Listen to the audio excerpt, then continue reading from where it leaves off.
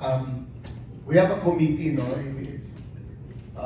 Attorney OGR Board Secretary, Attorney Bill Comituan, and myself.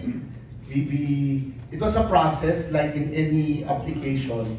We had to determine, among others, corporate documents, financial capacity, and the like. So they had to comply with it, and there were certain, kaya lang minsan matagal kasi may either additional requirements or may lacking requirements na hindi na provide on time. But it was a deliberate and a thorough assessment of their application, their intent to join the PBA. No? Hindi naman sa natagalan, but we just had to follow the process. Yung sa name, I mean, walang say PBA to, it's the team. Choice ng team yung name nila and their moniker. But we're only on the applicant, the franchise. Sir, when po nyo na-approve yung purchase ng Pure Place, what exact date? It was approved in the annual meeting, and they just had to comply with certain documentary requirements. But between already Northport and Pure Blends, signing na lang ng kanila. Kasi andun naman na lahat, we just need a formality.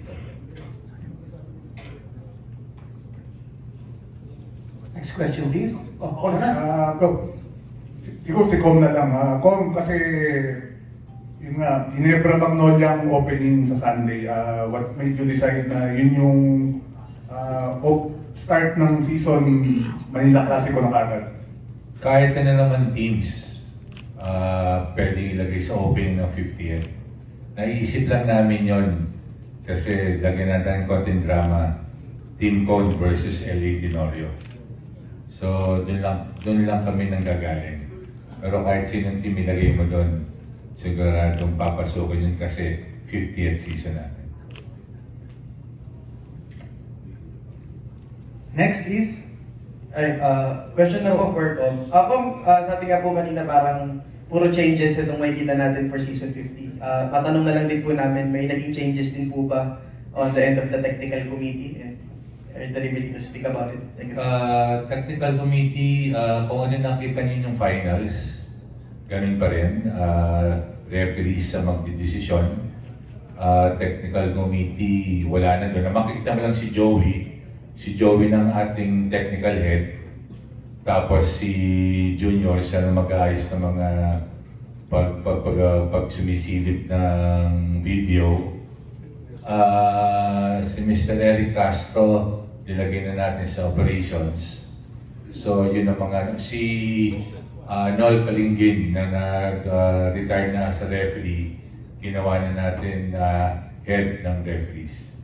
So yun ang mga konting changes. Si Bong Pascual nandiyan pa rin naman, pero tingnan natin kung anong mako-contribute niya sa technical committee natin. Kung follow-up lang, does that mean wala na pong deputy commissioner at least for this season?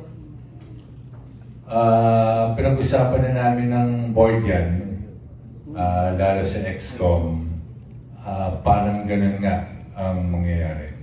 So, bakante ang deputy commissioner.